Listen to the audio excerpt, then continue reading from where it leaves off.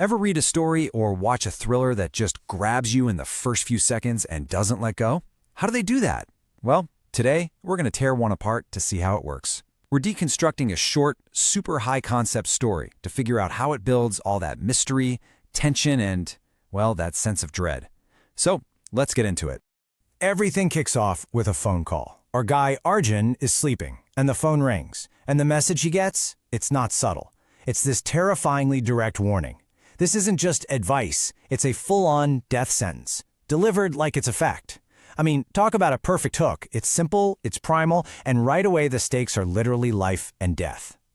No, seriously, think about it for a second. What's your play? Do you just hang up, convinced it's a prank call? Do you call the cops? Or does that little seed of fear start to sprout in the back of your mind? See, the story is so effective because it immediately puts us in Arjun's shoes, staring down this impossible choice based on one terrifying call. Right, and just when you're trying to figure that out, the story hits you with its first major twist. That voice on the phone, the one giving the warning, it's not some creepy stranger. It's his voice.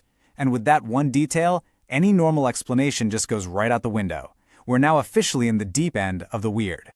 Okay, so let's really break down this opening scene, because the story doesn't just rely on the shock value of hearing your own voice, it actually grounds the mystery with some really clever, concrete details that make it all the more terrifying. The very first clue is right there on the screen of his phone. The tech is telling him something that shouldn't be possible. The caller ID says Arjun. The number is his number, so this isn't just a threat anymore. It's a full-blown paradox staring him right in the face. And this moment basically splits reality in two. On one side, you've got the caller, who sounds calm, urgent, and knows exactly what's going on. And on the other side, you've got our Arjun, who's totally confused, alone, and probably thinking he's losing his mind. This clash right here, this is the engine that drives all the tension at the beginning.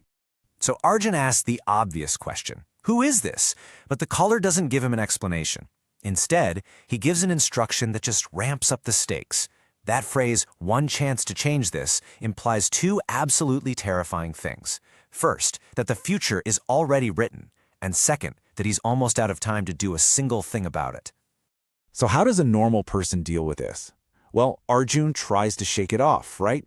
He tries to go about his day. But the story isn't going to let him off that easy. It's about to slam him with proof that this call was very, very real.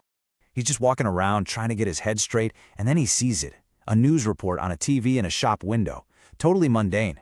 But the details, they're so specific. An accident warning, a specific highway, a specific reason, heavy fog. This is the first piece of proof from the outside world that backs up that little voice of fear inside his head. And here it is. This is the detail that makes it personal. It's not just some random traffic report about a highway. It's about his highway, the road he takes to work every single day. Suddenly, that generic warning on the news feels like it has his name written all over it. The weird mystery just became a real, immediate danger. You have to appreciate how fast this story moves. The pacing is just relentless. I mean, look at this timeline. In what feels like just a few minutes of his life, Arjun has gone from confused to in denial to being absolutely terrified. Every single step just chips away at his rational, predictable world until there's nothing left. Okay, so the threat is real. Arjun is convinced. Now the story is ready for its next big move, the explanation. That central mystery of who is on the phone is about to get an answer that's even more impossible than he could have imagined.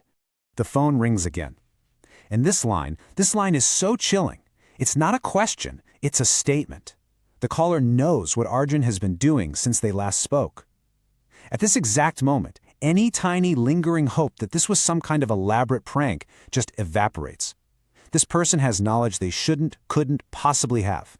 And there it is, the big reveal. The core concept of the entire story is laid out right on the table. It's not a prankster. It's not a stranger. It's him, a version of himself calling back in time from the other side of the very disaster he's being warned about. And just like that, the mystery story becomes a mind-bending sci-fi paradox. So, what kind of time travel weirdness are we talking about here? This is what's known as a causal loop, or a bootstrap paradox. Basically, the warning call only exists because the accident is going to happen. But the accident might not happen because of the warning call. You see the problem?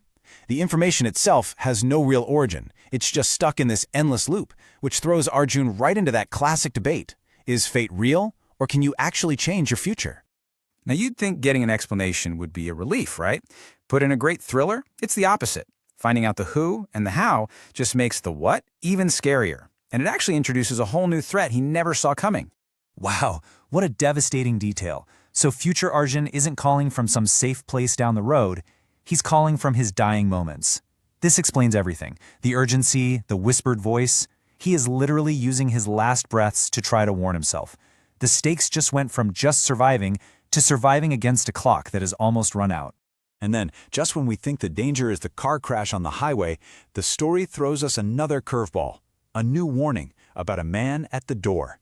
Who is he? What does he have to do with any of this? This is brilliant because it pivots the tension from a predictable event, the crash, to an unpredictable human threat, which is way, way scarier. Which brings us to the end, the final, heart-pounding moments of the story, where every warning, every mystery, and every paradox is about to show up right on Arjun's doorstep. So there's a knock at the door, and as it gets louder, a text message comes through, from himself. But look at how it's phrased. It doesn't say don't open it. It says, if you open it, everything changes. Is that a good change or a bad one? It's the ultimate cliffhanger, a final cryptic warning that forces him into one last impossible choice.